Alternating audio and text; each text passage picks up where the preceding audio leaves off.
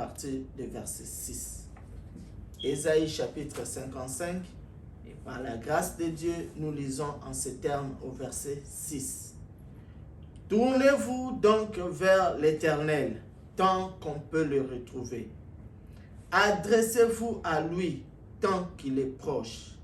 Que le coupable abandonne sa voie, et l'homme malfaisant ses mauvaises pensées, et qu'il revienne à l'Éternel qui aura compassion de lui, à notre Dieu qui lui accordera un pardon généreux. Car vos pensées ne sont pas mes pensées, et vos voies ne sont pas mes voies, déclare l'Éternel. Autant le ciel est élevé au-dessus de la terre, autant mes voix sont élevées au-dessus de vos voix, et autant mes pensées sont élevées au-dessus de vôtres. Or, la pluie et la neige qui descendent du ciel ne retournent jamais sans avoir arrosé et fécondé la terre, sans avoir fait germer les graines qui s'y trouvent, sans fournir au semeur les grains qu'il doit semer, et sans donner du pain à tous ceux qui le mangent. Il en sera de même de la parole que j'ai prononcée. Il ne reviendra jamais vers moi à vide, sans avoir accompli ce que j'ai désiré et sans avoir atteint le but que je lui ai assigné. Que le Seigneur Dieu vous bénisse et qu'il bénisse la lecture de sa parole. Amen.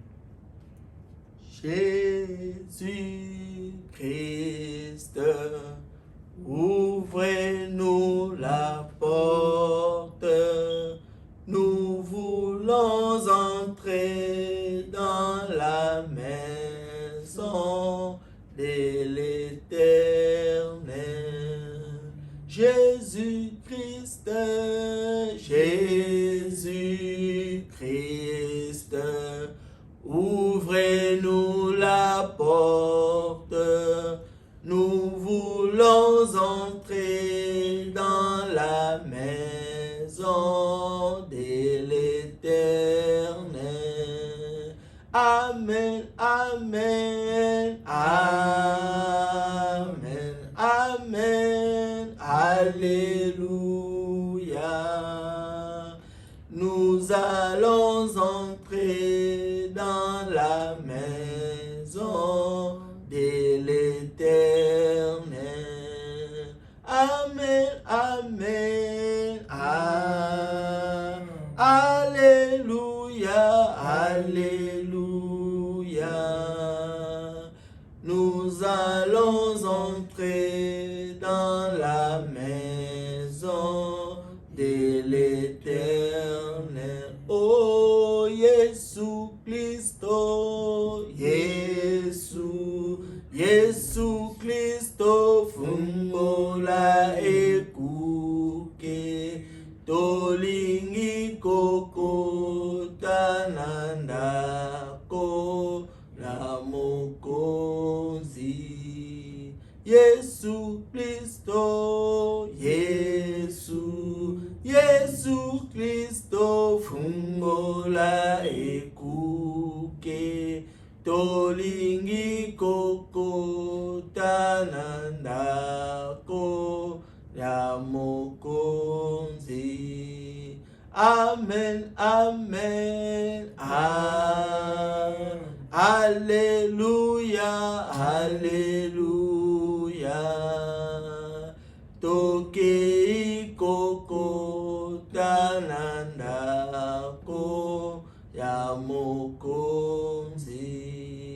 Amen, amen, amen. Alléluia, alléluia.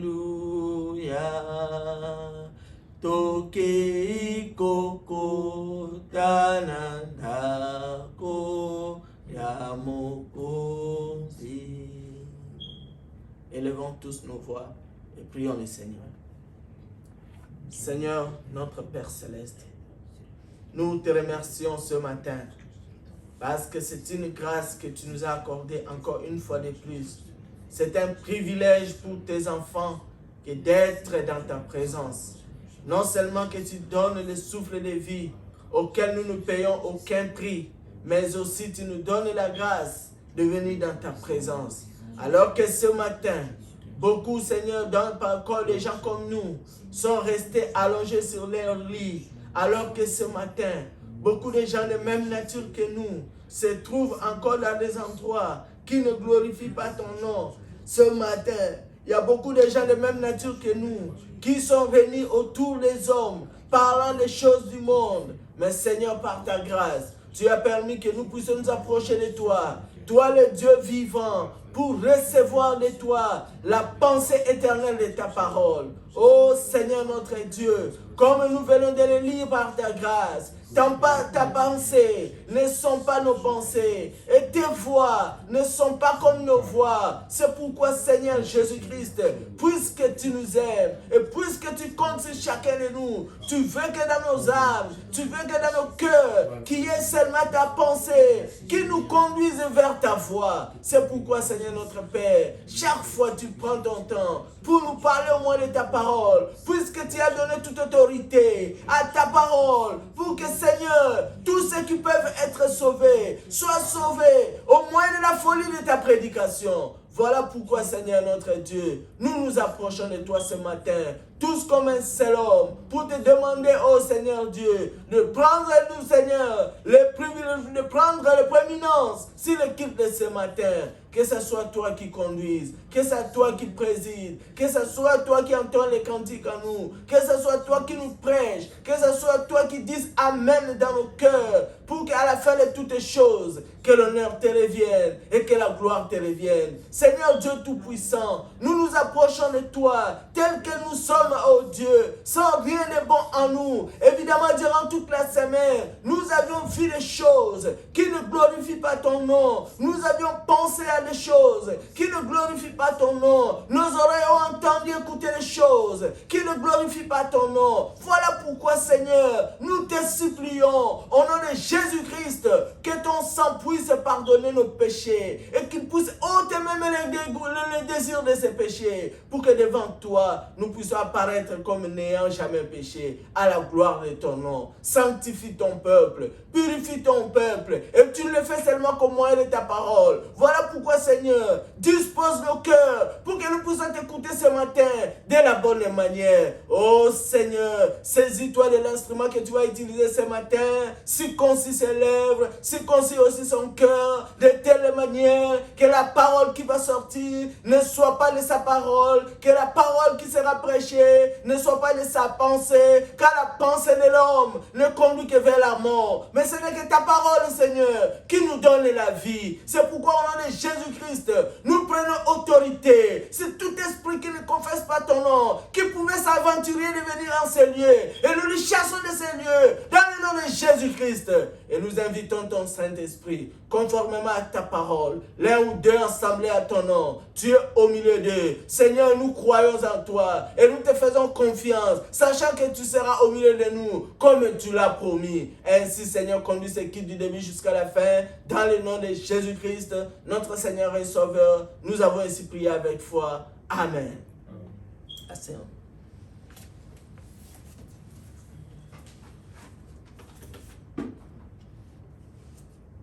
Nous prenons nos recueils à la page 54. Page 54. Et nous allons chanter les cantiques 176.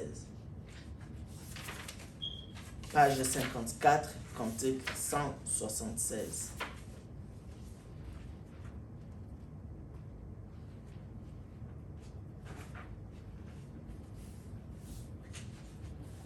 Ô jour heureux, jour de bonheur, lumière et paix. Ô jour heureux, 2. Ô jour heureux, jour de bonheur, lumière et paix, joie ineffable, ô Fils de Dieu, Saint adorable, à Jésus j'ai donné mon cœur. Quel beau jour pour d'un sauveur.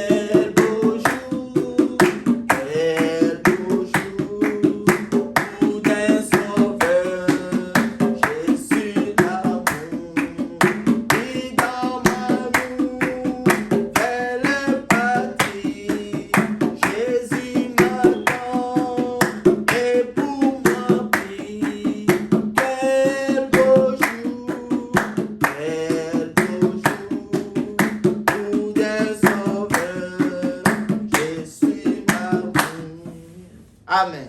Amen. Page 60, cantique numéro 195. Près de la croix, gardez-moi.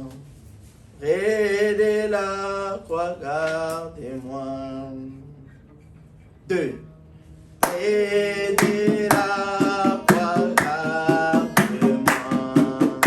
La fontaine précieuse, gratuite et guérissante. Tous les dits calvaires à la croix, à la croix, à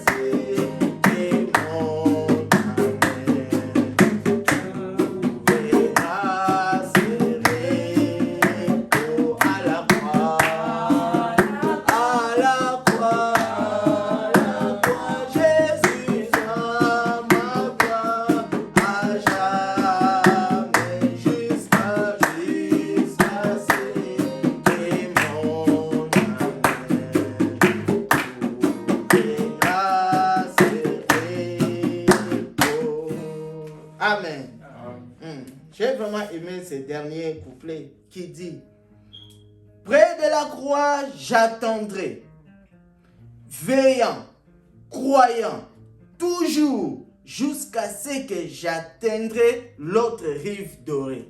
Alléluia. C'est ça l'objectif, frère. Dans la parole de Dieu, à l'ombre du retour du Seigneur, il faut rester veillant, croyant toujours à la parole de Dieu. Que le Seigneur arrive et qu'il te trouve en train de veiller et de croire à sa parole. Voilà pourquoi la parole de Dieu dit: puisque vous ne connaissez pas les jours, puisque vous ne connaissez pas non plus l'heure, que chacun de vous veille et qu'il prie. Que Dieu soit loué. Nous prenons la page 59, Cantique 191. Page 59, Cantique 191. Plus près de toi. Mon Dieu, plus près de toi. Page 59, Cantique numéro 191. Mon Dieu, plus près de toi. 2. Mon Dieu, plus près de toi. Plus près de toi. C'est les mots de ma foi. Plus près de toi. Dans les jours où le cœur déborde.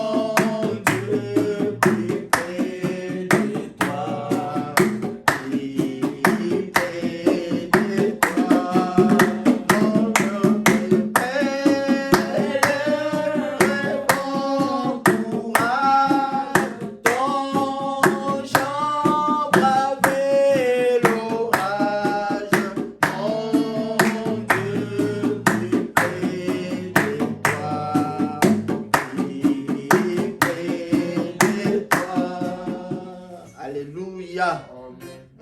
C'est notre prière ce matin. Malgré les situations difficiles, malgré des persécutions, malgré des calomnies, malgré des maladies, malgré la nudité, malgré la disette, malgré tout ce qui peut nous arriver, que le Seigneur nous garde plus près de lui. Oh, que le nom du Seigneur soit loué. Prenons la page 39, cantique numéro 124. Page 39, cantique numéro 124.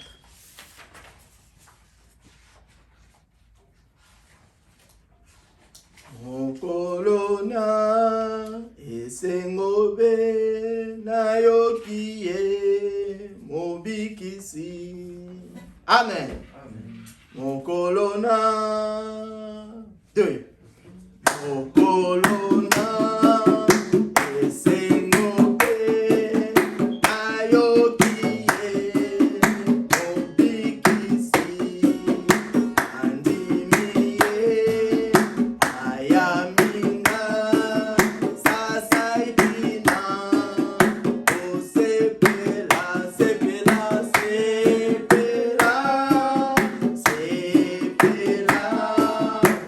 alimbisi abenanga eyaminga mobikisi ayokisi esengobe sepela sepela alimbisi abenanga alingite ojalana yesu nanga obelene abyanginga abiliye nasepeli oyana yesepela sepela sepela alimbisi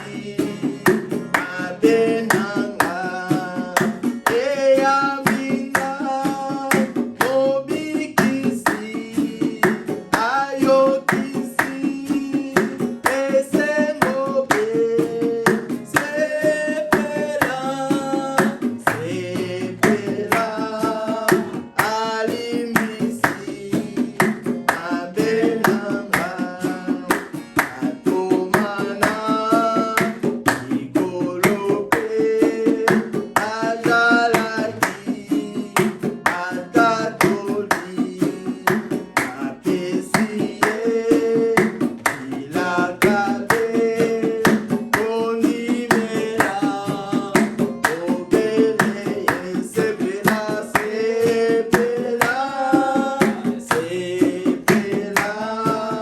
alimbisi abenanga eyaminga mobikisi ayokisi esengobe sepela sepela alimbisi abenanga.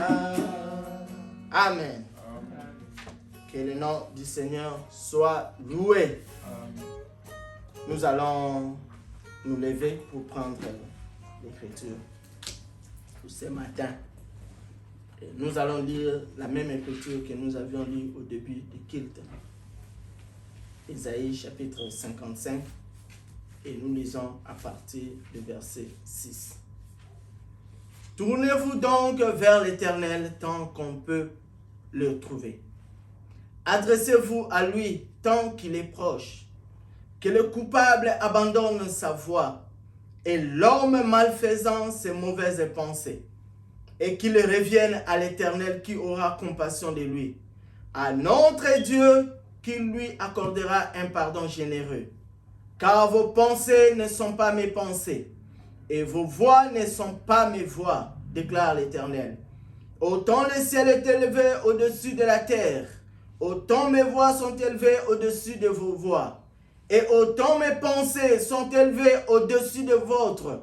Or, la pluie et les neiges qui descendent du ciel ne retournent jamais sans avoir arrosé et fécondé la terre, sans avoir fait germer les graines qui s'y trouvent, sans fournir au semeur les grains qu'il doit s'aimer, et sans donner du pain à tous ceux qui les mangent. Il en sera de même de la parole que j'ai prononcée. Il ne reviendra jamais, il ne reviendra jamais, il ne reviendra jamais vers moi à vide, sans avoir accompli ce que j'ai désiré et sans avoir atteint le but que je lui ai fixé. Que Dieu bénisse sa parole et qu'il vous bénisse aussi. Asseyez-vous, frères. Nous continuons de méditer sur le sujet que nous avions commencé depuis le dimanche dernier. La chrétienté n'est pas un slogan, mais c'est une expérience vécue. La chrétienté, elle n'est pas un slogan, mais c'est une expérience vécue. Et quand Dieu nous appelle à venir dans sa présence, quand nous venons pour rencontrer Dieu, ce qui est important pour nous, ce n'est pas pour voir comment est-ce que le prédicateur s'est habillé. Ce qui est important pour nous, ce n'est pas de voir l'éloquence du prédicateur. Ce qui est important pour nous, ce n'est pas de voir comment est-ce qu'il gesticule du haut de la chair. Mais ce qui est important pour nous, c'est de recevoir la pensée éternelle de Dieu. Oh, la pensée éternelle de Dieu, elle a été exprimée au moyen de la parole de Dieu. Tout ce que Dieu voulait que son peuple sache, tout ce que Dieu voulait que l'Église sache, Dieu l'a exprimé et il a pris soin que cela soit écrit dans ces documents de l'Alliance que nous appelons la Bible.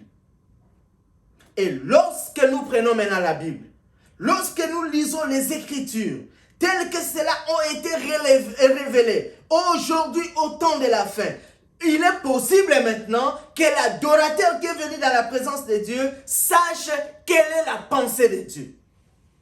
Comme nous venons de le lire, la pensée de Dieu ne sera jamais la même que la pensée de l'homme. Vous savez, frères et sœurs, l'homme ne pense qu'à ce qui est mauvais. Il y a quelqu'un qui disait, la mémoire humaine ne se souvient que de ce qui est mauvais. Lorsque votre frère a fait quelque chose de bon, après quelques semaines seulement, vous n'allez pas souvenir de cela. Lorsque votre sœur a fait quelque chose d'honorable, comme la Bible le dit, après quelques heures seulement, vous n'allez pas vous souvenir de cela.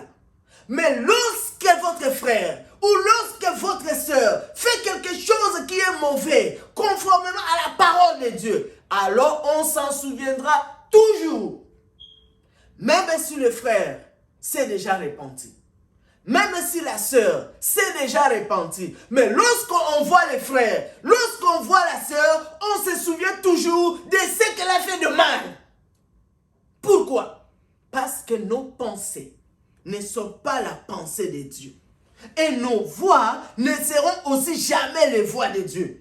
Voilà pourquoi, lorsque Dieu sauve l'homme de sa voie de perdition, la première des choses, Dieu donne à l'homme sa pensée.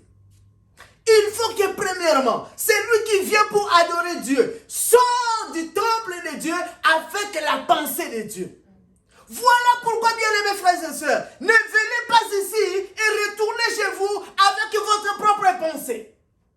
Lorsque vous avez seulement votre pensée, cela ne vous amènera nulle part. N'ayez pas votre propre conception. C'est la manière de Dieu de travailler dans son Église. N'ayez pas votre propre pensée de la manière dont Dieu l'a opéré au moins de sa parole. Ce que Dieu vous déclare, c'est qu'en tant qu'adorateur, vous devez prendre ce que lui, il veut. Voilà pourquoi dans Jérémie chapitre 1er, lisons ça. Jérémie chapitre 1er.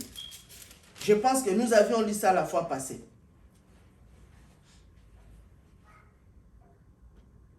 Jérémie chapitre 1er. À partir du verset 11. L'Éternel m'adressa encore la parole en ces termes. Que vois-tu, Jérémie? Je répondis, je vois une branche d'amandier. Tu as bien vu, me dit l'Éternel. Eh bien, je veille sur mes paroles pour accomplir ce que je dis. Alléluia. Lorsque Dieu a posé la question à Jérémie, que vois-tu, Jérémie? Jérémie répond, je vois une branche d'amandier. Et Dieu dit à Jérémie, tu y as bien vu. Donc la seule manière de bien voir, c'est de voir comme Dieu voit. Et la manière de Dieu de voir, c'est cette manière qui est exprimée dans la parole de Dieu. Lorsque vous voyez à la lumière de la parole de Dieu, surtout pas n'importe quelle parole, mais la parole qui a été révélée aujourd'hui au temps de la fin, lorsque Dieu vous voit, il dit que vous avez bien vu. Et Dieu dit, la parole des hommes, c'est la parole des hommes. Mais moi, à ma parole à moi, si c'est ma parole à moi, je veille sur ma parole pour l'accomplir. Voyez, frères et sœurs, voilà pourquoi quand nous venons dans la présence de Dieu, nous devons connaître la pensée de Dieu. Mais maintenant, lorsque une personne accepte la pensée de Dieu, parce qu'il y a un combat qui commence au début du christianisme. Premièrement, vous devez accepter de mettre votre volonté à part. La première des choses, que lorsque vous croyez au Seigneur Jésus-Christ, vous devez accepter d'être soumis à sa parole. Souvent, nous avons tendance à faire ce que nos cœurs désirent. Souvent, nous avons tendance à faire ce que nous avions résolu. Souvent, nous avions l'habitude de faire ce que nous avions arrêté. C'est très difficile pour un homme de mettre de côté ce qu'il avait arrêté et d'accepter ce que l'autre lui propose. C'est difficile, frère. Mais lorsque vous avez été régénéré par la parole incorruptible de Dieu, ce que Dieu vous rend, il vous rend capable de prendre votre volonté et de mettre dans la poubelle et d'accepter la volonté de Dieu. Alléluia. C'est ce qu'un chrétien fait. Et c'est alors à ce niveau qu'on peut dire que vous êtes chrétien. Tant que vous n'êtes pas capable de prendre votre propre volonté et de la mettre dans la poubelle et de prendre la volonté exprimée de Dieu, au moins de sa parole, vous n'êtes pas encore chrétien. Voilà pourquoi, frères et sœurs, un véritable chrétien, tout ce qu'il fait, c'est toujours conforme aux Écritures. Pourquoi? Il a pris sa propre volonté, il l'a mis dans la poubelle. Un enfant de Dieu, tout ce qu'il fera, ça sera seulement parole sur parole, écriture sur écriture. Et quand quelqu'un a accepté la volonté de Dieu, quand quelqu'un a accepté la pensée de Dieu, il ne vit plus comme il le veut. Quand une femme naturelle accepte d'aller en mariage, c'est difficile, frère. Quand une femme naturelle accepte d'aller en mariage, ça signifie que cette femme-là a pris sa propre volonté et l'a jetée dans la poubelle. Désormais, ce n'est pas sa volonté qui prime, mais c'est la volonté de la personne qui la prend en mariage. De la même manière, la femme naturelle doit la soumission à son mari en toutes les choses. Dieu, le créateur du ciel et de la terre, exige de son église une soumission parfaite à sa parole. Vous ne pouvez pas dire que vous êtes chrétien tant que vous discutez avec la parole de Dieu. Vous ne pouvez pas dire que vous êtes chrétien tant que vous avez toujours quelque chose à dire, même si la parole de Dieu a tranché. Non, frère. Il faut arriver au point où, lorsque la parole de Dieu a déjà tranché, vous n'avez plus rien à dire. Lorsque quelqu'un a accepté la volonté de la parole, lorsque quelqu'un a accepté la pensée de Dieu, il n'est plus la même personne. Voilà pourquoi vous allez voir cette personne est différente. Vous allez voir cette personne, elle est différente. Prenons par exemple 1 Samuel chapitre 24. 1 Samuel chapitre 24.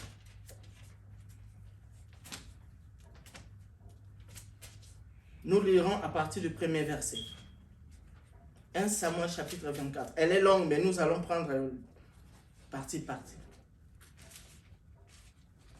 David est reparti de là pour s'installer dans la falaise escapée du Guédi. Lorsque Saül revint de la campagne contre les Philistins, on l'informa que David se trouvait maintenant dans le désert d'En-Gedi. Alors le roi rassembla 3000 hommes d'élite, choisis dans tout Israël, et il se mit à la recherche de David et de ses compagnons jusqu'en face du rocher de Bouquetin. En passant près du parc à moutons, à bordure du chemin, il vit une grotte et y entra pour satisfaire un besoin naturel. Or, David et ses hommes se tenaient précisément au fond de cette grotte. Les compagnes de David lui chuchotèrent: voici le moment annoncé par l'Éternel, lorsqu'il t'a promis de te livrer ton ennemi pour que tu le traites comme bon te semble. Alors David se leva et alla couper un pan du manteau de Saül, sans que celui-ci s'en aperçoive. Dès qu'il l'eut fait, son cœur s'est mis à battre très fort parce qu'il avait coupé un pan du manteau de Saül. Il dit à ses hommes: que l'Éternel me garde de jamais faire une chose pareille et de porter la main sur mon Seigneur à qui Dieu a conféré l'onction. Alléluia. Là où nous sommes en train de lire, ce n'était pas des films nigérians. Ce que nous sommes en train de lire, ce n'est pas des fables de chez nous. Ce que nous venons de lire, c'était une réalité. Vous avez un petit bout d'homme qui n'a rien de lui en bon, David. Un simple berger. Mais parce que Dieu, qui avait choisi Saül, parce que comme nous l'avions vu la fois passée, lorsque Israël a rejeté l'autorité de Dieu, lorsque Israël a rejeté l'autorité de la parole, Dieu a dit à Samuel: ne pleure pas, ce n'est pas toi qu'ils ont rejeté, mais c'est moi qu'ils ont rejeté. Ils veulent un roi, nous allons leur donner un roi. Et le premier roi qu'on avait donné en Israël, c'était Saül. Oh, Saül de son cœur, certes, il était un homme beau, certes, il était un homme élégant, certes, c'était un homme élancé, mais de son cœur, il était mauvais. Voilà pourquoi, lorsque Dieu lui a donné la royauté, c'est encore le même Dieu qui lui a retiré cette royauté. Mais depuis que David, depuis que Saül a remarqué que c'est David qui va le remplacer, il commence à lui faire la chasse à la sorcière. Et ici, vous voyez, il prend 3000 hommes de tous les pays d'Israël. Les bons, ce ne sont pas des gens maigrichons comme Frère Vonda. On dit que ce sont des hommes d'élite. Il prend 3000 à la recherche d'un seul berger. Mais lorsqu'il arrive quelque part, comme nous venons de le lire, certainement il est entré pour satisfaire un besoin. Peut-être qu'il voulait faire pipi. Parce que la Bible dit qu'il voulait satisfaire un besoin naturel. Et quand il entre là-bas, oh, David et ses hommes étaient là-bas. Mais là, regardez ce que les hommes de David lui disent. Tu vois, Dieu t'avait toujours promis d'être avec toi. Dieu t'avait dit, tu seras toujours vainqueur. Il va livrer entre tes mains tes ennemis. Il est là. Regarde, il est là. Il ne sait même pas que Dieu est là. Va seulement et d'un seul coup, frappe-le, qu'il meure et que nous puissions sortir de ces lieux. Chaque jour, c'est à cause de Saül que nous avions quitté nos maisons et nous sommes dans les forêts. C'est à cause de Saül que nous avions abandonné nos femmes et nos enfants. Et nous vivons maintenant comme des hommes sauvages dans la forêt. Tue-le seulement, comme ça la chose se termine. Nous rentrons en ville. David va derrière Saül. Saül ne se rendait même pas compte. Au lieu de le tuer, il coupe une partie de son manteau et il part avec. Mais quand il coupe, il se souvient que Saül était un roi qui a été oint par Dieu. Il ne peut pas lui faire mal. Si c'était toi et moi, peut-être qu'on allait le tuer. Mais comme David était un homme selon le cœur de Dieu, alléluia, comme David était un oint, était un homme bon, il n'a pas pu tuer son ennemi. Tu vois, frère, lorsque tu reçois la parole de Dieu, lorsque tu acceptes la volonté suprême de Dieu, tu perds même tes droits. De telle manière, même celui qui veut te faire du mal, tu n'as pas la capacité de réciproquer ce mal. Une personne, il vient, il t'insulte, selon la parole de Dieu, tu ne peux pas.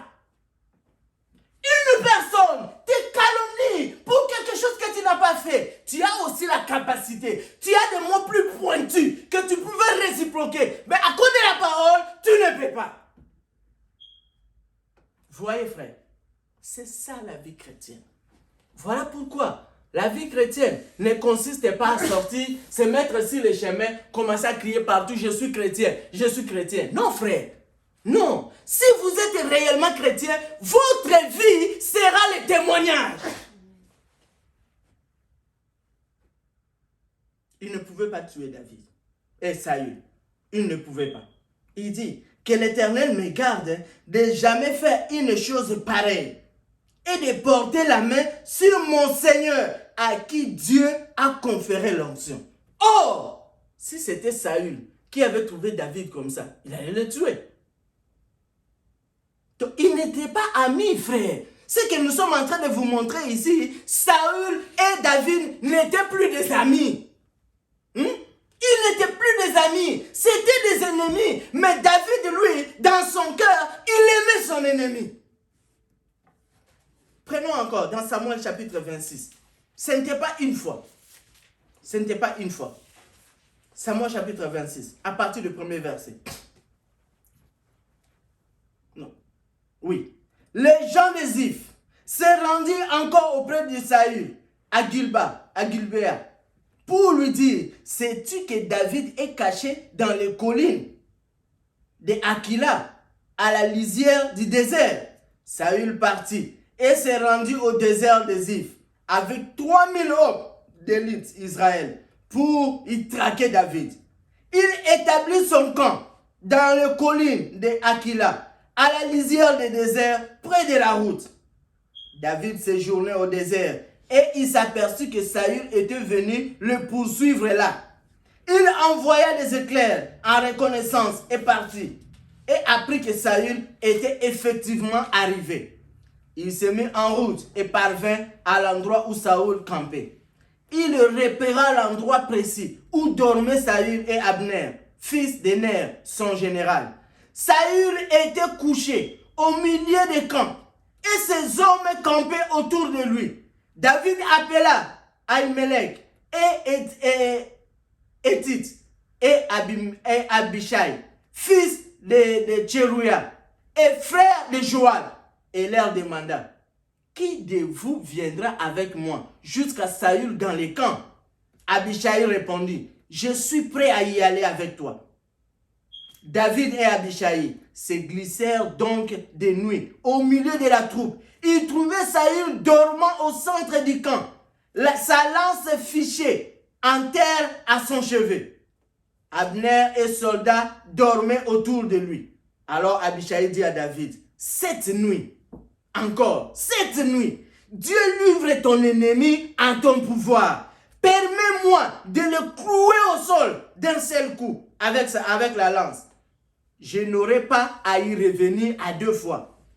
Non, lui dit David, je ne le tue pas, car qui resterait impuni après avoir porté la main sur celui que l'Éternel a conféré l'onction?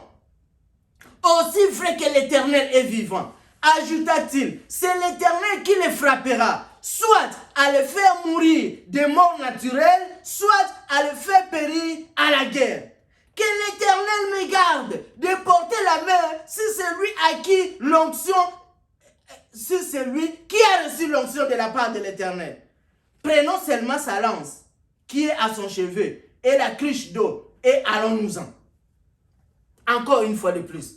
Il avait là une occasion en or de tuer Saül et que Saül meure dans son sommeil. Ça, c'est rendre compte même qu'il a tué. Mais comme David était un homme bon, de cœur, frères et sœurs, la bonté dont nous parlons ici, c'est la bonté que produit la parole de Dieu. Lorsque vous acceptez la parole de Dieu, lorsque vous croyez à la vérité biblique, vous avez un cœur bon. C'est ce cœur-là dont parle Ézéchiel. Dieu dit, je te donnerai un cœur nouveau. Parce que le cœur que nous avons là, que nous avions hérité de nos pères, c'est un cœur mauvais. Vous voyez, frère, c'est un cœur qui ne pense qu'à ce qui est mauvais.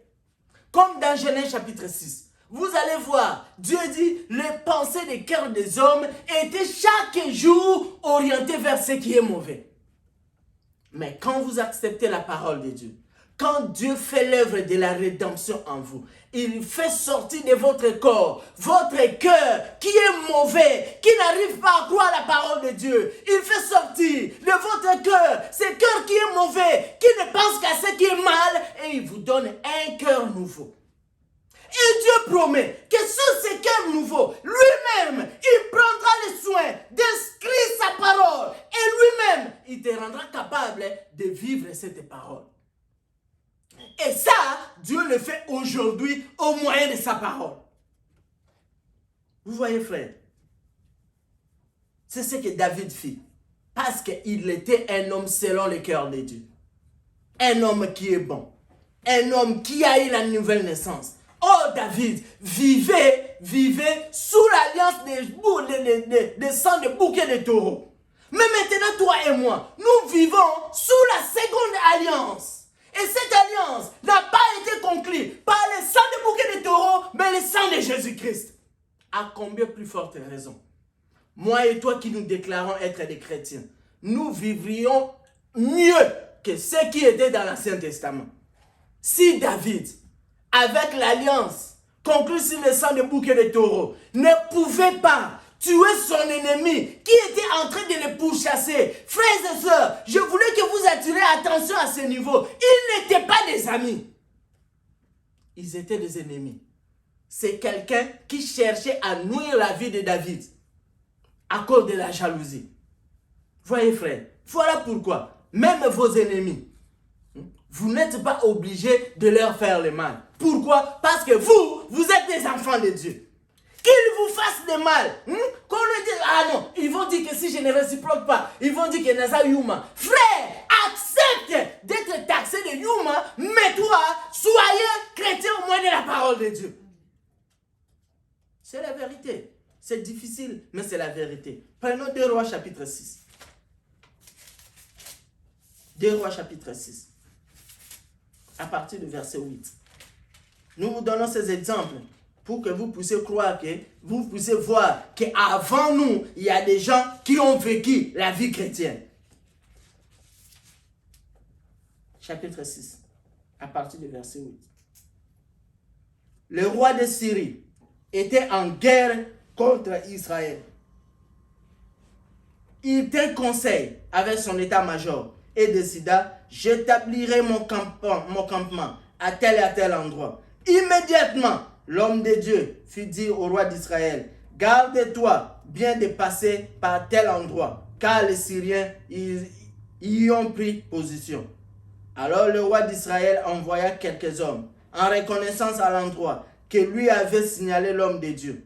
Cela se produisit à plusieurs reprises, au point que le roi de Syrie en fut profondément troublé.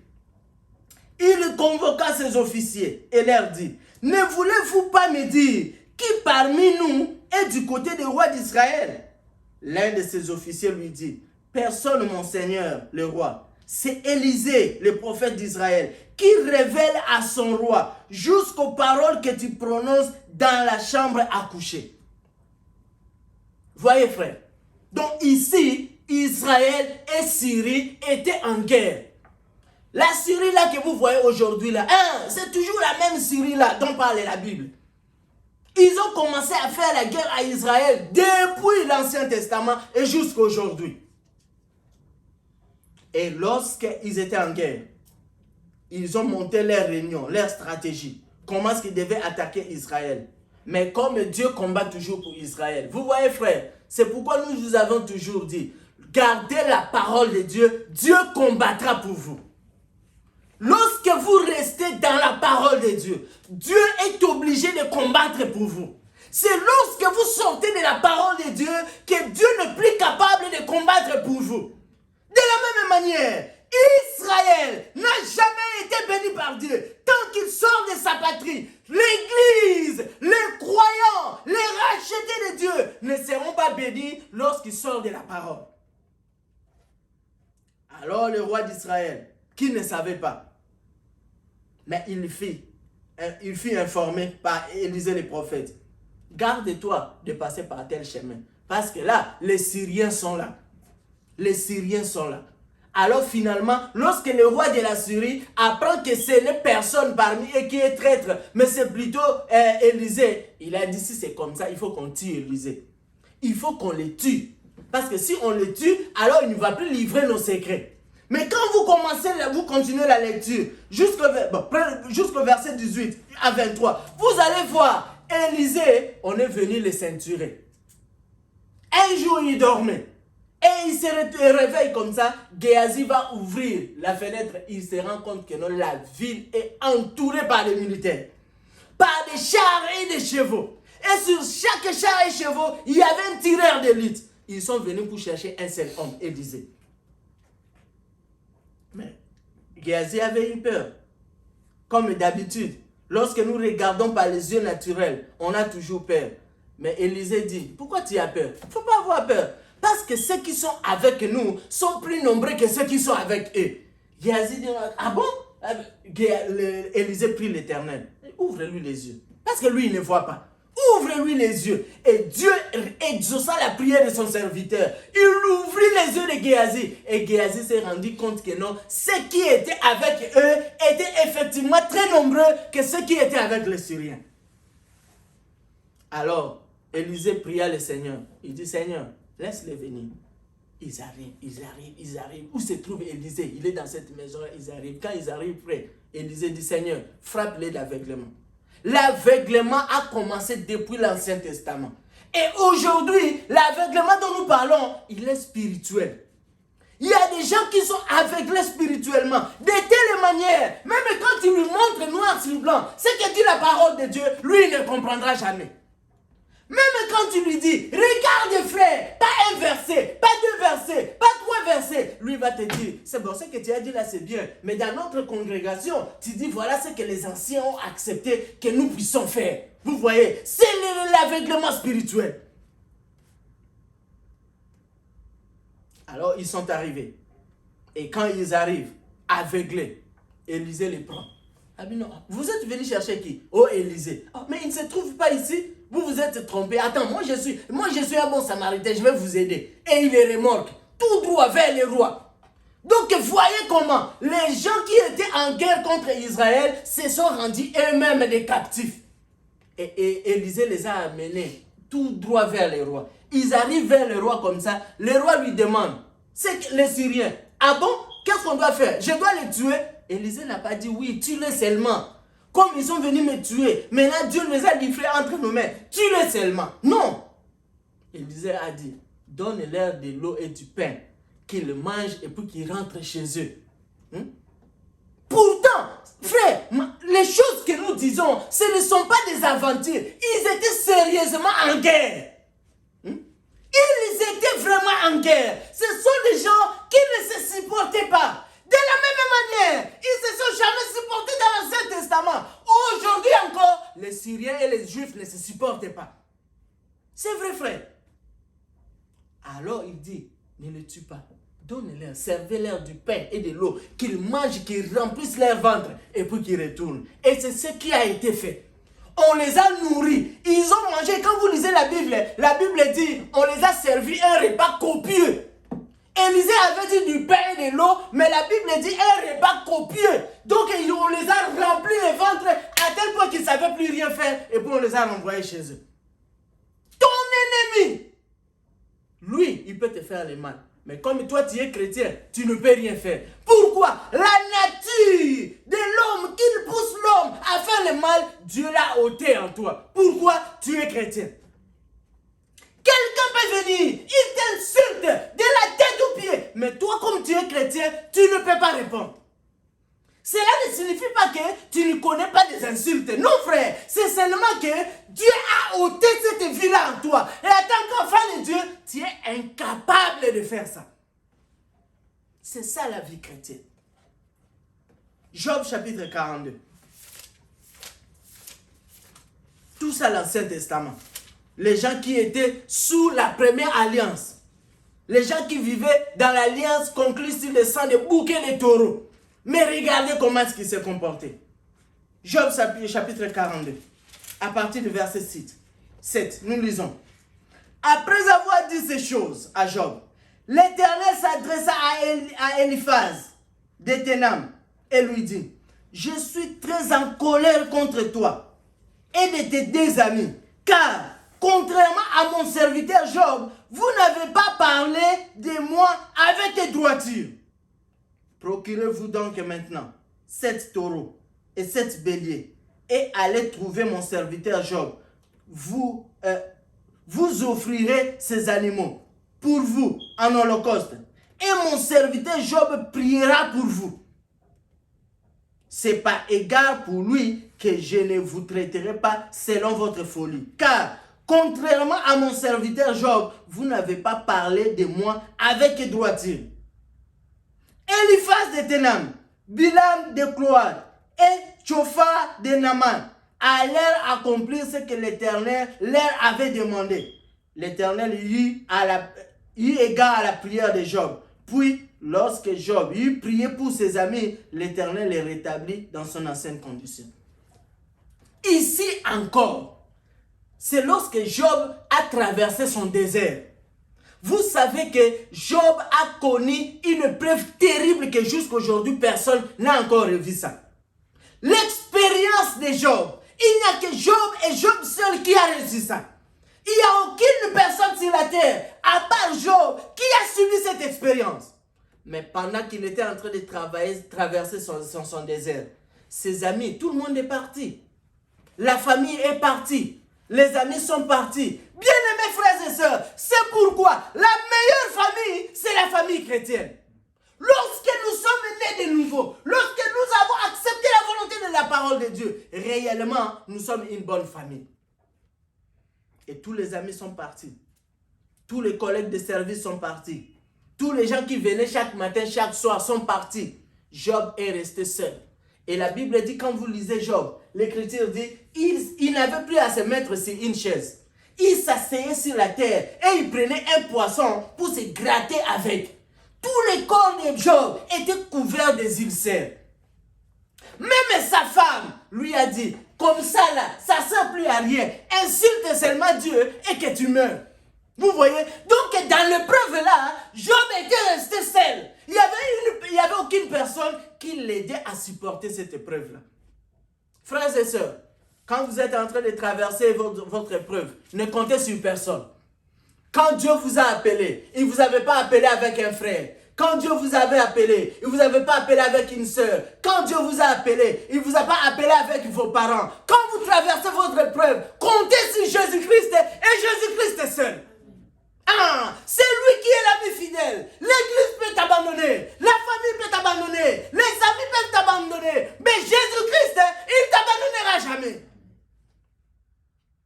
Les amis de Job sont venus. Ils ont dit, ah frère, bon, c'est vrai, nous savons que tu es un homme bien, nous savons, mais la façon aussi que nous voyons là, il y a des épreuves et des épreuves.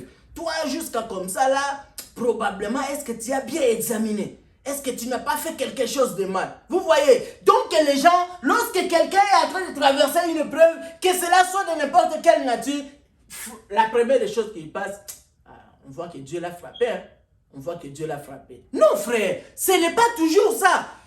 Ce n'est pas toujours ça. C'est vrai, il y a des moments où, parce que toi tu es un enfant de Dieu et que tu ne veux pas respecter la parole de Dieu, Dieu peut te frapper. Et cela est juste. De telle manière, même si nous prions pour vous, ça ne va pas résoudre l'affaire. Ça c'est Dieu.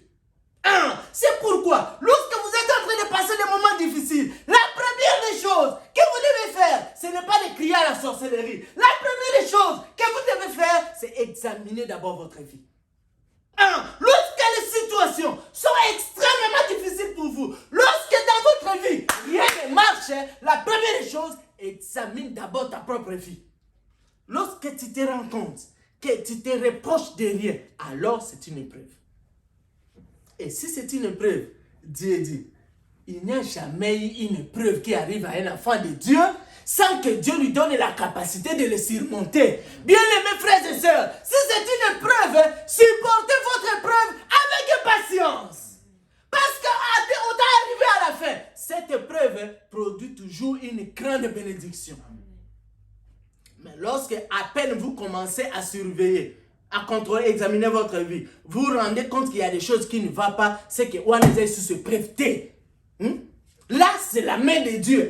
Parce que quand quelqu'un est dans le monde, Dieu ne s'occupe pas de lui. Quand vous vivez dans le monde, vous vivez votre vie, Dieu ne s'occupe pas de vous. Dieu s'occupe seulement de ses enfants.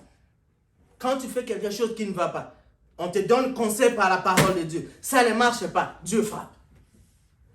Alors ici, on pensait que Job avait péché.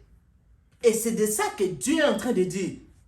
Dieu est en train de dire, il est en colère contre les amis de Job, pas parce qu'ils ont péché, pas parce qu'ils ont insulté, mais c'est parce qu'ils ont mal pensé au sujet de leurs amis, les serviteurs de Dieu.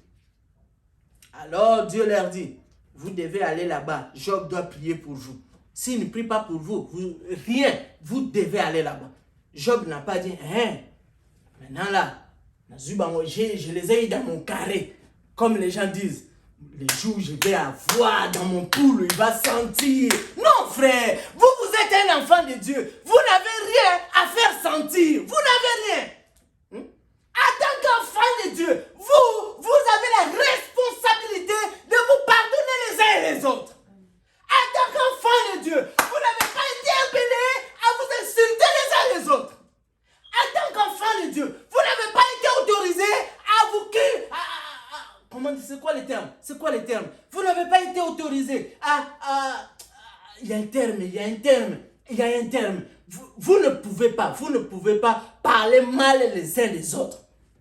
En tant qu'enfant de Dieu, ce que Dieu attend de vous, c'est que vous devez vous supporter les uns les autres et s'il y a quelque chose de mal, pardonnez. Job n'a pas dit, aujourd'hui je les ai eus. Aujourd'hui, vraiment, je les ai eus. Comme leur bénédiction dépend de moi là. Aujourd'hui, vraiment, je les ai eus. Non, frère. La Bible dit, Job a prié pour ses amis. Et quand Job a prié pour ses amis, Dieu les a pardonnés et Job fut rétabli dans toute sa condition. Vous voyez, frère? Prenons Genèse chapitre 20. Genèse chapitre 20.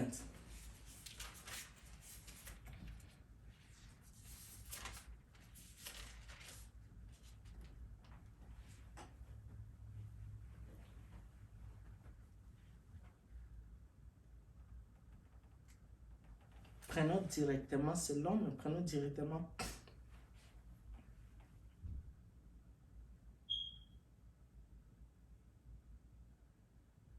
Bon, prenons directement à partir du verset 17. Genèse chapitre 20, verset 17. Abraham pria Dieu, et Dieu guérit Abimelech, ainsi que sa femme et ses servantes. Et elles purent de nouveau avoir des enfants, car l'Éternel avait frappé de stérilité toutes les femmes dans la maison d'Abimelech à cause de l'enlèvement de Sarah, femme d'Abraham. Il y a quelque chose qui s'est passé, frère. Il y a quelque chose qui s'est passé. Quand vous lisez cette écriture ici, quand vous lisez l'histoire, Abimelech n'a rien fait, frère. C'est pourquoi les hommes ont leur justice et Dieu a aussi sa justice. Quand vous lisez l'histoire ici, Abimelech n'a rien fait. C'est-à-dire, l'Abimelech, c'était un roi de Guérar. Et Abraham, après avoir commis la même bêtise en Égypte, il vient encore commettre la même bêtise à Guérar. C'est quoi la bêtise qu'Abraham avait commise? Sarah est trop jolie. Sarah, vraiment, tu es trop belle, tu es trop belle. Et quand moi je me regarde comme ça, là, je ne te mérite pas. Je ne te mérite pas. Tu es tellement trop belle que lorsque je vais dire à ces gens-là que je suis ton mari, on va me tuer et toi, on va te prendre, on va te laisser la vie. Mais à cause de ça, dis seulement que non, je suis ton frère. Donc partout où on va aller, si on te pose la question, dis seulement que non, je suis ton grand frère. Et quand ils sont arrivés en Égypte, la Bible dit, les rois, alors que Sarah, quand vous lisez l'histoire ici, Sarah attendait déjà l'arrivée d'Isaac pendant plus de 25 ans. Elle avait déjà vieilli. Mais comme Dieu rajeunit, alléluia, nous sommes en train de vous prêcher un Dieu qui est capable de toutes les choses. Sarah, la femme d'Abraham, qui était déjà vieille, âgée en âge, mais elle arrive en Égypte, elle est rajeunie. Au point que le pharaon a regardé parmi toutes les femmes qui étaient en Égypte là. Il n'a pas vu une femme plus belle que Sarah. Il dit, prenez-moi cette femme-là. Elle a dit quoi? Oh non, elle a dit que l'homme avec qui traîne au courant de la journée, c'est son grand frère. Ah, c'est son grand frère. Ça, c'est une bonne chose. Parce que si c'était son mari là, ça allait être compliqué. Pourquoi? Dieu ne permet pas à une femme qui est mariée de coucher avec un autre homme. Alors, comme c'est son frère là, prenez-la. On la prend. Pharaon a fait de Sarah sa femme. Vous lisez l'histoire, vous allez voir que Pharaon avait déjà une relation avec Sarah. Alors on vient lui dire, Dieu lui dit, rends cette femme-là à son mari. Pharaon dit, oh, mais moi je ne savais pas. J'ai posé la question à l'homme. L'homme a dit que c'est ma soeur. Je pose la question à la femme dit que non, c'est mon frère. Moi, je ne savais pas. Bon, tu ne savais pas, maintenant tu sais, rends la femme. Maintenant, quand Abraham arrive encore à Guéra, il commet la même bêtise. Dieu regarde et dit, si je laisse encore comme ça, Abimelech va encore coucher avec Sarah. Cette fois-ci, je ne permets pas. Bien-aimés frères et sœurs, à un moment donné, dans la vie chrétienne, Dieu ne permet pas. Oh non frère, David avait dit frère, si je tombe 7 fois, Dieu va me relever 7 fois. Frère, là c'est lorsque David était un enfant. Mais quand il a grandi dans la vie chrétienne, lui-même il dit, tu ne permettras pas. À un moment donné, un enfant de Dieu ne peut pas tomber de n'importe quelle manière. Non frère. Dieu dit, cette fois-ci, je ne permets pas. Cette fois-ci, je ne permets pas. Alors, lorsqu'on a déjà enlevé Sarah, on l'a déjà fait amener dans le palais et elle s'est préparée là-bas. Dieu vient visiter Abimelech. Quand vous lisez l'écriture, vous allez voir qu'Abimelech était aussi un homme bon. Frères et sœurs, quand vous respectez la parole de Dieu, Dieu vous protégera. On a laissé Sarah avec Pharaon là-bas parce que Pharaon ne craignait pas Dieu. Mais Abimelech, lisons ça frère, lisons ça. Il faut qu'on cherche ça.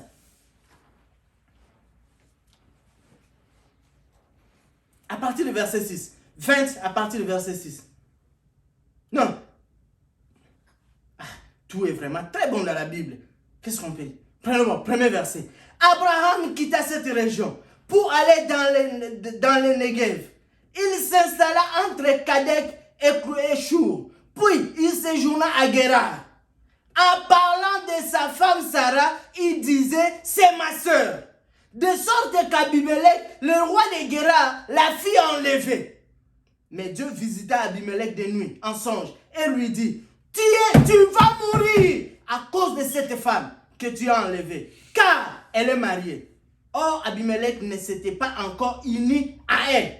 Il s'écria, mon Seigneur, frapperas-tu un innocent? Son mari lui-même ne m'a-t-il pas dit, c'est ma sœur? D'ailleurs, elle-même l'a confirmé en affirmant, c'est mon frère.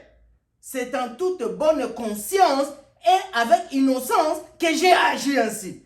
Dieu lui répondit en songe, je sais moi aussi que tu as agi en toute conscience. C'est pourquoi je t'ai empêché de commettre un péché contre moi et je ne t'ai pas laissé la toucher. Vous voyez? Parce qu'Abimelech était un homme bon. Abimelech respectait Dieu. C'est vrai, il était païen, mais il respectait Dieu. Alors, Dieu dit à Abimelech, si tu ne touches seulement à cette femme-là, tu es un homme mort.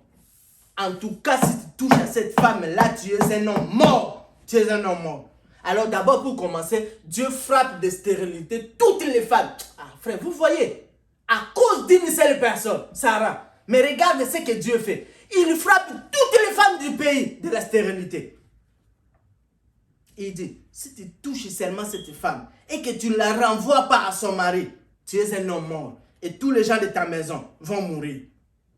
Alors Abimelech prit des moutons, des chèvres et des bovins, des serviteurs et des servantes et en fit cadeau à Abraham. Il lui rendit aussi Sarah sa femme. Puis il ajouta, mon pays est à ta disposition. Établis-toi où bon te semble. Puis il tourna vers Sarah et il dit, voici que j'ai donné 1000 pièces d'argent à ton frère. C'est là un gage de ton innocence pour tous ceux qui sont avec toi, et cela te justifiera devant tous.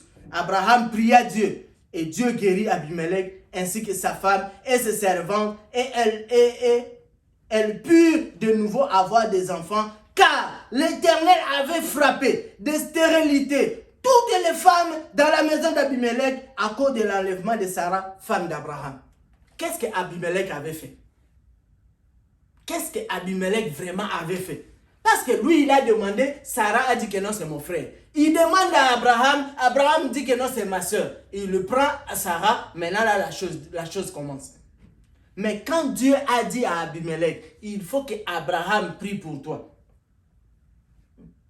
Il faut que Abraham prie pour toi. Abraham n'a pas dit, ah, vous là, vous le roi, vous êtes toujours comme ça. Quand on vous donne le pouvoir là, alors vous oubliez, vous pensez que toute la terre vous appartient. Aujourd'hui là, moi je suis simple, un simple monsieur Abraham. Moi je vais te prouver. Non frère, Abraham n'a pas fait ça.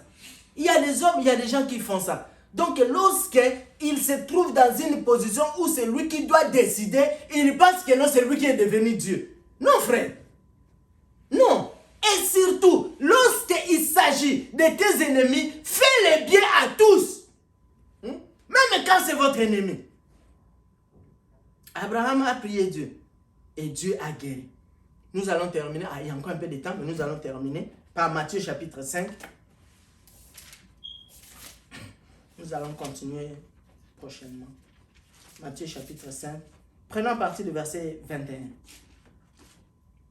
Vous avez appris qu'il a été dit à nos ancêtres, tu ne commettras pas de meurtre.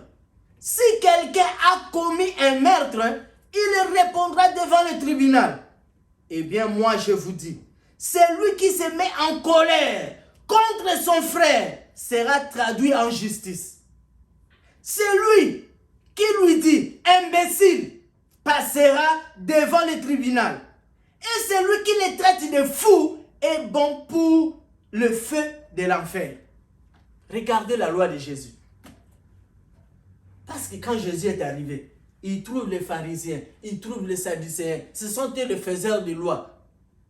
Il dit, regardez, il vous a été dit par vos ancêtres, tu ne commettras pas de meurtre, tu ne tueras personne. C'est ce que dit la loi. Mais moi Jésus, je vous dis, si tu te mets en colère contre ton frère, ou si tu te mets en colère contre ta soeur, au point que tu n'arrives pas à pardonner, tu es digne d'être jugé. La prédication est matin niveau, hein? Ah, ça ce n'est pas pour les gens qui ont crié aujourd'hui, non frère. Ça, ce n'est pas pour les gens qui chantent bien. Et ils aiment, et ils chantent, ils donnent des prophéties, ils dansent à l'esprit, ils parlent la langue et puis c'est fini. Non frère, ça c'est pour les gens qui ont le Saint-Esprit. Parce que pour arriver à ce niveau, il faut avoir le Saint-Esprit. Quand vous vous mettez en colère, la Bible dit, c'est normal qu'une personne se mette en colère. C'est normal. Mais lorsque vous vous mettez en colère, ne péchez pas. Quand vous vous mettez en colère, les lopamènes est diminué, éco-diminué. Quand vous vous mettez en colère, ne péchez pas. Vous avez appris qu'il a été dit à vos ancêtres, tu ne commettras pas de meurtre. Si quelqu'un a commis un meurtre, il répondra devant le tribunal. Eh bien, moi, Jésus, je vous dis, celui qui se met en colère contre son frère sera traduit en justice. Celui qui dit imbécile passera. Il y a des mamans. Les mamans sont compliquées. Pour rien. En tout cas, pour rien. Vous ne voyez pas pourquoi il a insulté l'enfant. Vous ne voyez pas, mais il insulte l'enfant. Ah, peut-être qu'il veut insulter son mari. Mais comme il n'a pas le pouvoir d'insulter son mari, il dit que je profite quand même par l'enfant. Mais là, il insulte l'enfant. Regarde sa tête comme la tête de son père. Vous voyez, normalement, il fallait seulement dire la tête de ton père. Mais comme il ne peut pas insulter ton père, il passe par l'enfant. Pour rien. Ah, nos sœurs, vous devez beaucoup prier. Pour que vous restiez dans l'atmosphère spirituelle. nos soeurs à la maison, pour rien, ce sont eux qui insultent beaucoup. Je me demande si une seule journée de 24 heures, ça peut arriver qu'une de nos soeurs n'insulte pas les enfants. Je me demande. Donc, depuis le matin jusqu'au soir, là, tu te mets vraiment, tu examines. Ah, aujourd'hui, je n'ai pas insulté les enfants. Hein. Est-ce que c'est déjà arrivé? Parce que pour rien. Et puis c'est pour rien, gratuitement. Et vous voyez, nos sœurs insultent et ils pensent que les petites insultes là, bon, ça va bien faire. Est-ce que si l'enlèvement, lui là, est-ce que moi je vais rater l'enlèvement pour cette petite insulte là? Ce sont des petites choses qui feront que exactement les gens ratent l'enlèvement. Mais moi je vous dis, si quelqu'un dit imbécile, passera devant le tribunal. Et celui qui traite son frère de fou est bon pour le feu de l'enfer. Regardez la loi de Jésus. Donc quand tu dis, tu es fou, hein? Donc le fait que toi tu es chrétien, c'est ça le problème. Tu n'es pas païen, tu vois? Tu es chrétien. Et comme tu es chrétien, il y a certaines choses qui ne peuvent plus sortir de ta bouche. Voilà pourquoi la Bible dit, nous serons jugés pour des paroles, des vaines paroles qui sont sorties de notre bouche. Il y a d'autres personnes, quand ils ouvrent leur bouche, ils parlent avec légèreté, Frères et sœurs, vous n'êtes pas obligés de dire quelque chose. Quand vous n'avez rien à dire, taisez-vous. Parce que la Bible dit, la bouche qui parle beaucoup, pêche aussi beaucoup. Aujourd'hui, vraiment, amen. C'est ça. La prédication, c'est ça, frère. Parce que les gens pensent que la chrétienté, c'est un slogan. Quand tu sors seulement comme ça, quelqu'un avec... Oh. Bon, tu vois, nous les chrétiens, toi aussi chrétien. Toi aussi chrétien. Non, il est là avec sa boîte là, de l'alcool, de la bière, là, il est en train de prendre. Et bon, tu vois, il y a certaines choses, bon, nous les chrétiens, nous ne pouvons pas faire. Bon, frère, la chrétienté, ce n'est pas un slogan, c'est une vie. Comme nous l'avions vu dernièrement, les disciples de Jésus-Christ, pour la première fois, ils furent appelés chrétiens, pas à cause de ce qu'ils disaient dans leur bouche, ils furent appelés chrétiens à cause de la vie. Prenez à partir du verset 38, toujours Matthieu chapitre 5, verset 38. Vous avez appris qu'il a été dit, œil pour œil, dent pour dent. Ah, vous écoutez souvent ça, non? Œil pour œil, dent pour dent. On a étudié ça à l'école primaire, Code d'Hammurabi. C'est-à-dire, quand tu trouves quelqu'un l'œil, toi aussi, donc, pardon, c'est tes frères, il n'y a pas de pardon. Tu as trouvé l'œil de quelqu'un, toi aussi, tu dois trouver ton œil. Œil pour œil, dent pour dent. Ça, c'est le monde. Eh bien, moi, je vous dis, ne résistez pas à celui qui vous veut du mal. Ne résistez pas, frère. Toi, tu es un enfant de Dieu. Tu es en train de travailler avec quelqu'un qui te crée toujours les problèmes. Ça ne sert même pas à les haïr. Ça ne sert pas. Ça ne sert pas de chercher aussi à le mettre, comment on appelle ça, jeter la peau des bananes sur le... Ne faites pas ça. Vous êtes un enfant de Dieu. Vous avez appris qu'il a été dit, œil pour œil, dent pour dent. Eh bien, moi je vous dis, ne résistez pas à celui qui vous veut du mal. Au contraire, si quelqu'un te gifle, s'il la joue droite, rends-lui aussi l'autre. Frère, cela ne signifie pas que non, vous êtes là, quelqu'un te boxe ici. Ah, tu sens comme si l'articulation maxillo-temporale est déclassée. Et puis tu te dis que non, ah bon ça va, tape ici. Non. Non. Cela signifie, si quelqu'un te fait de mal, ne lui réciproque pas le mal. C'est ce que signifie ce verset. Oh non, frère. Ah, il m'a tapé ici, vraiment. Bon, la Bible dit, il faut que je lui donne l'autre, qu'il attende un peu 5 minutes. Ne parle pas encore. Ne parle pas encore. Attendez que je me repose parce que je dois te donner ça. Non. Non. Ce verset ici signifie, si quelqu'un te fait du mal, ne lui retourne pas le mal. Pourquoi? Toi, tu es un enfant de Dieu. Si quelqu'un te gifle, c'est la joue droite, tends lui aussi l'autre. Si quelqu'un veut te faire un procès pour avoir ta chemise, ne l'empêche pas de prendre aussi ton vêtement. Et si quelqu'un te réquisitionne pour porter un fardeau sur 1 kilomètre, portez-le sur 2 kilomètres avec lui. Donne à celui qui te demande. Alléluia. Donne à celui qui te demande. Ne tourne pas le dos à celui qui t'emprunte. Oh non, rien. Quand moi j'étais en train de souffrir là, lui, ils étaient toujours là pour m'insulter. Ils disaient toujours que non, je suis un bon à rien dans la famille. Maintenant que Dieu, non, rien. Non, frère. C'est lui qui te demande, tu es un enfant de Dieu, donne. Et la Bible dit aussi, si quelqu'un vient pour t'emprunter, ne refuse pas, tu lui donnes. Ah, frère, ah, il est venu là, je lui ai donné. Et puis là, il vient encore demander rien là en PCT. Tu as dit que tu es chrétien. Si vraiment tu es chrétien, donne.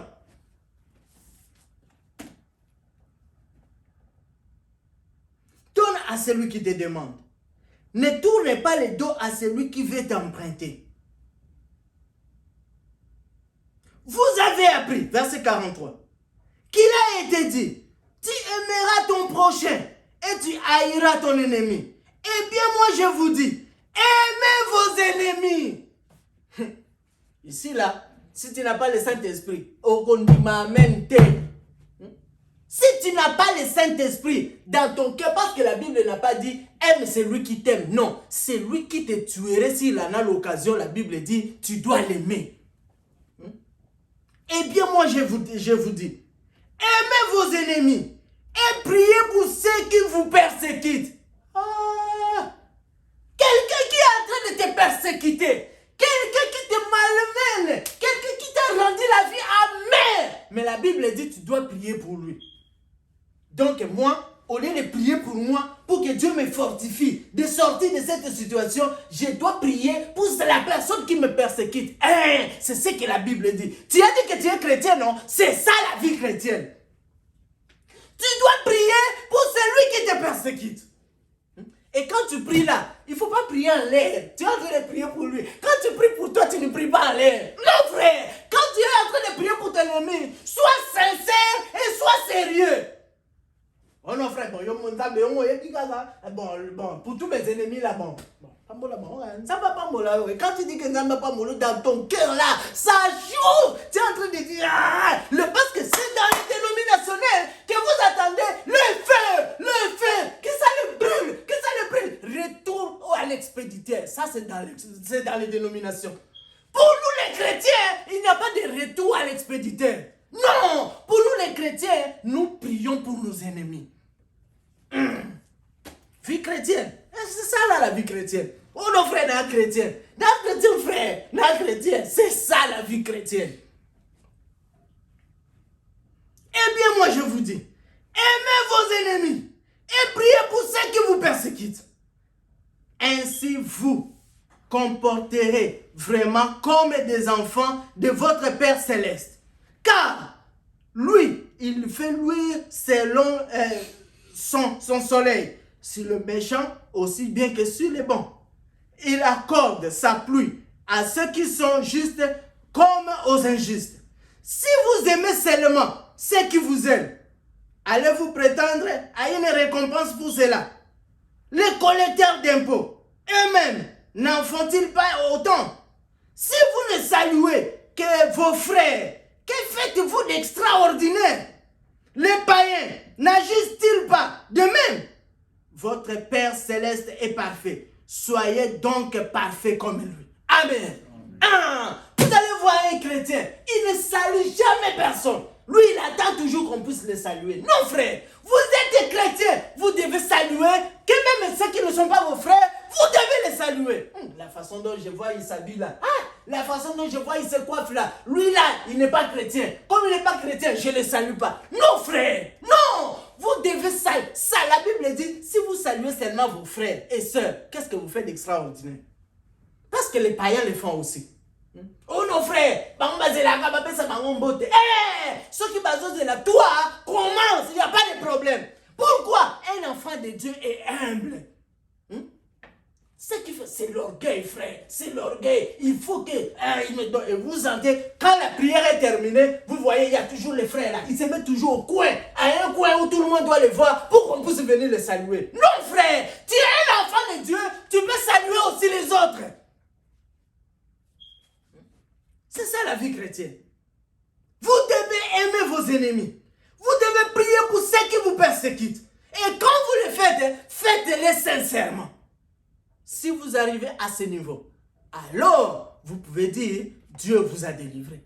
Quand vous n'êtes pas encore arrivé à ce niveau, si vous n'êtes pas encore capable d'arriver à ce niveau, au point où vous pouvez supporter la personne qui vous malmène, vous pouvez aimer celui qui vous maudit. Et la Bible continue, il dit, celui qui vous maudit là, vous devez le bénir. C'est ça la vie chrétienne. Que Dieu qui nous rend capables.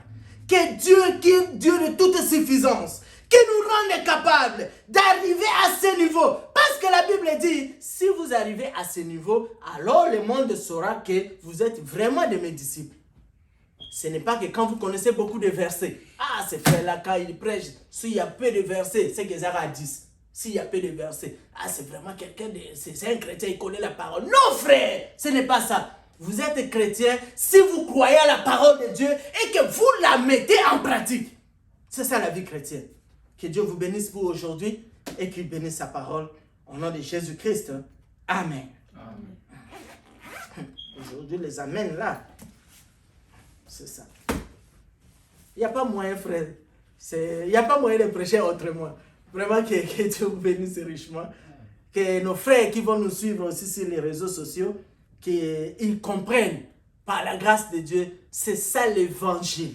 C'est comme ça que Paul a prêché. Et c'est comme ça que nous aussi nous prêchons. Parce qu'il doit y avoir une différence entre ceux qui sont de Dieu et ceux qui ne sont pas de Dieu. Il doit y avoir une différence entre ceux qui étaient dans l'arche de Noé et ceux qui sont dans le monde. Vous voyez, dans l'arche de Noé, vous avez les lions et l'antilope qui dorment à côté. Il n'y a personne qui mange l'autre. Mais quand vous regardez dehors, le même lion, il est en train de couchater la même antilope. Pourquoi? Dans l'arche, il y a une autre fille. Que Dieu vous bénisse et qu'il bénisse vraiment sa parole. Au nom de Jésus-Christ. Amen. Amen. Lèvons-nous. Nous chantons un chrétien, je croyais être. Après, nous allons prier. Un chrétien, je croyais être, mais j'ignore les bonheurs que Jésus, mon divin maître, vient apporter dans mon cœur. Oh, la paix que Jésus donne, je ne la connaissais pas. Tout sur mon chemin rayonne depuis qu'il conduit mes pas. Sa puissance souveraine maintenant règne sur moi. Du péché brise la chaîne, mais rend vainqueur par la foi. Oh, la paix que Jésus donne, je ne la connaissais pas. Tout sur mon chemin rayonne depuis qu'il conduit mes femmes. Et tranquillement j'avance, m'appuyant sur mon Sauveur. Son adorable présence me donne les vrais bonheurs. Oh, la paix que je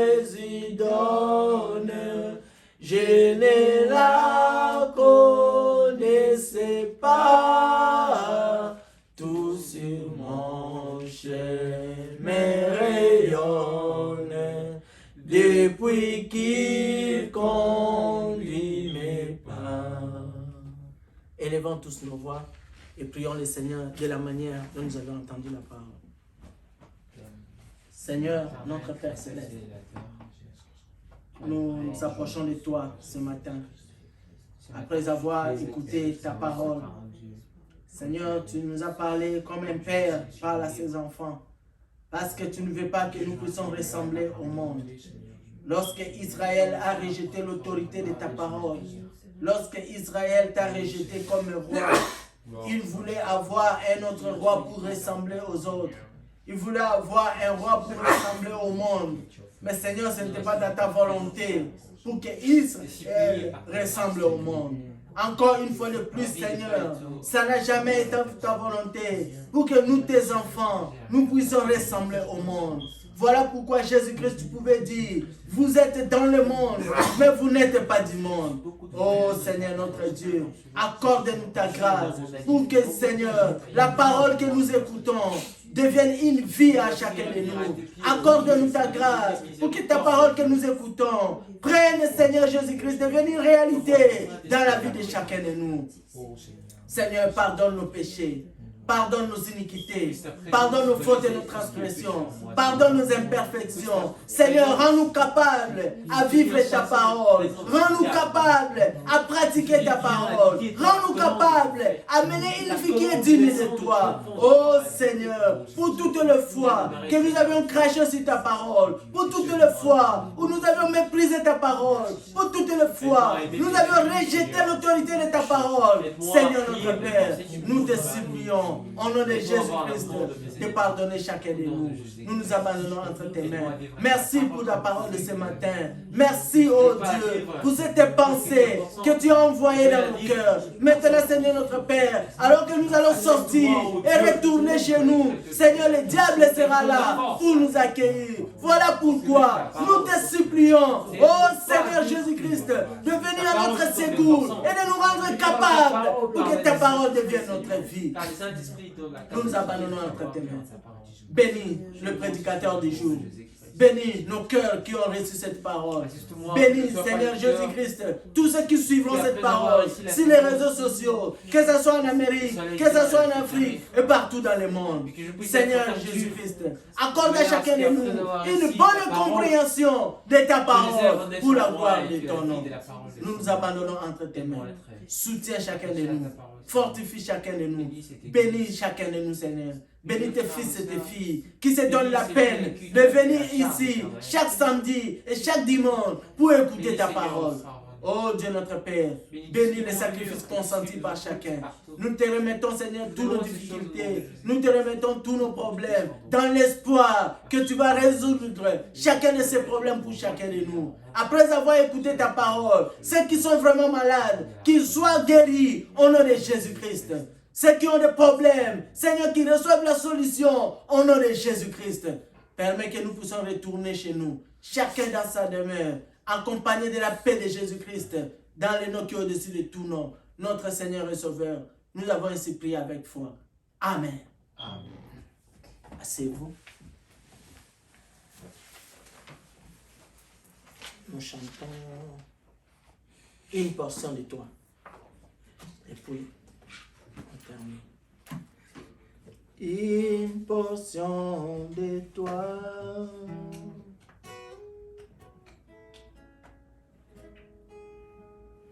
Deux. Une portion de toi. Une portion de toi. Oui, Jésus, pour vaincre la nature. Il me faut une portion de toi. Oh, une portion de toi. C'est vrai, une portion de toi.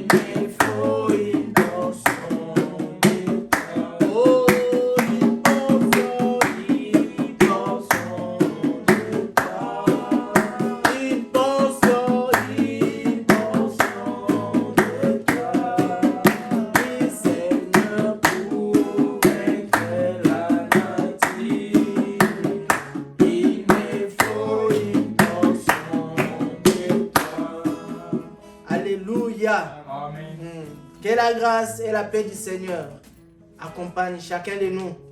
Et si telle est sa volonté, nous nous retrouverons ici le week-end pour écouter sa parole. Puisse le Seigneur Dieu vous bénir et qu'il bénisse sa parole dans nos cœurs. Au nom de Jésus-Christ. Amen.